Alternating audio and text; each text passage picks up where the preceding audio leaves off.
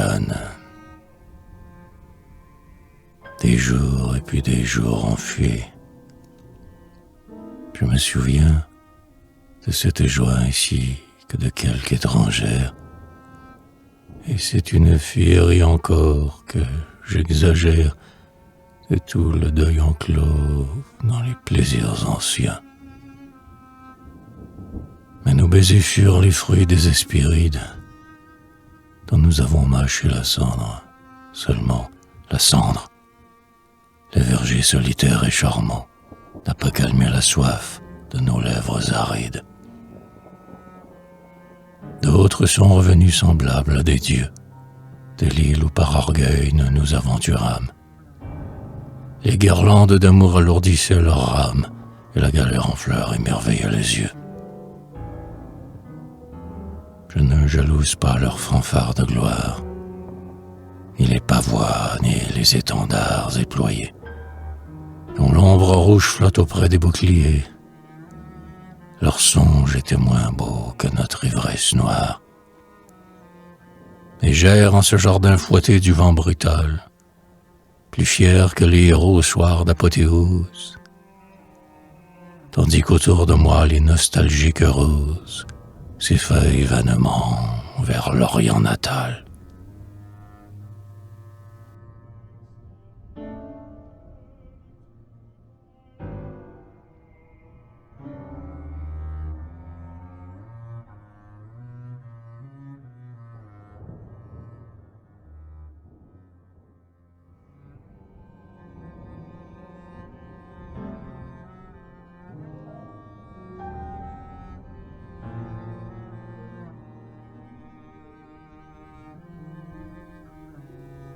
Je t'aimais et les dieux ont dénoué nos bras, et nous vivons à la dérive au cours des heures. Et je ne t'entends plus quand tu ris ou tu pleures, mais je viendrai vers toi quand tu m'appelleras. À la dérive, des palais au bord des fleuves, d'impérieuses voix m'invitent dans la nuit, et par les aubes, mais qu'importe. L'eau s'enfuit et je ferme mes yeux aux chevelures veuves. Je sais, l'hôtellerie est pleine de buveurs, où mûrit la lambrusque et la rose trémière, et les raisins gonflés d'aurore et de lumière versent les vieux soleils dans les cerveaux rêveurs. Les sveltes baladants, les joueuses de lyre, et les masques d'amour glissent dans le soir, et la terrasse est vide où je pourrais m'asseoir. Je n'aborderai pas au perron de Porphyre.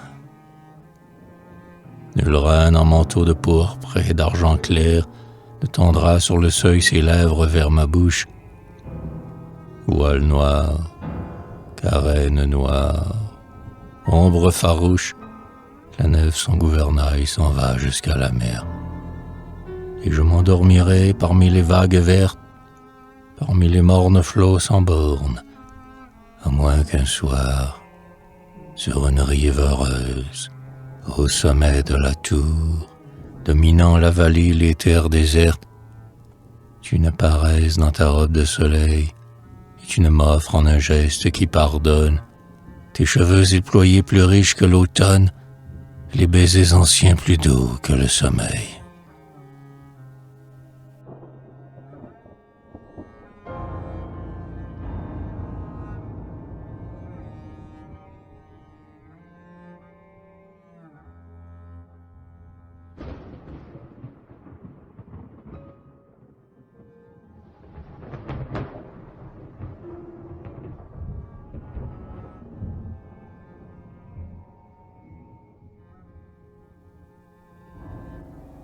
Je ne sais plus dans quel chemin, ni sous quel cieux, la reine de mon cœur, la reine de mes yeux, la souveraine de mes larmes ignorées, qui tord en ses cheveux l'or fauve des vesprées, passa sans un regard vers mon front en exil, comme un soleil d'hiver oublieux de l'avril.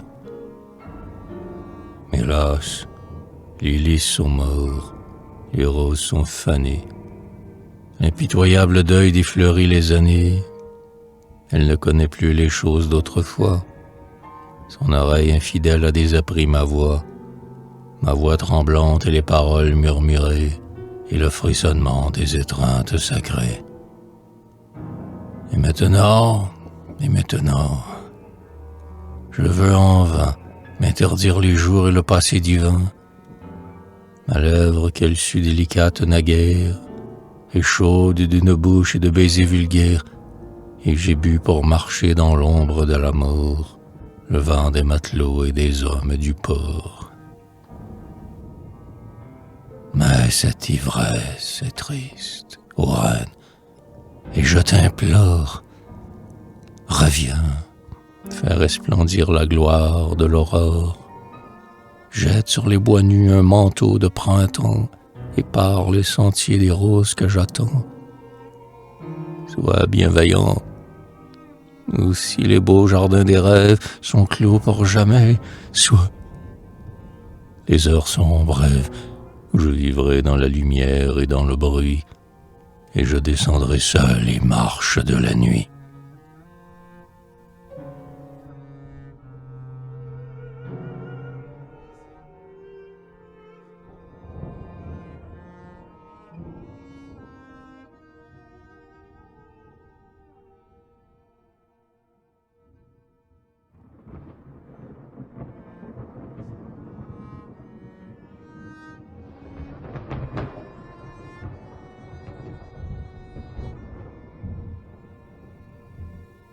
Par quelle cruauté des implacables dieux!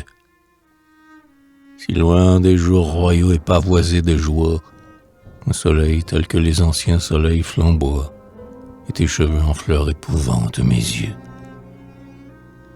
Parmi le deuil, hélas, et les ombres tombales, que m'as vu-tu, sourire impérieux encore, qui fait se réveiller avec un sursaut d'or, le prestige menteur des aubes triomphales.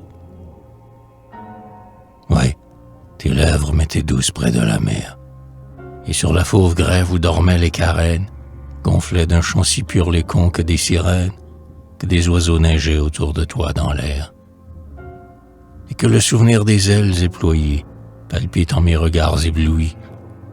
Ô rayon, éteint, vol disparu d'aigle et d'alcyon, voix morte désormais sur des lèvres souillées, voix morte et pour moi seule vivante.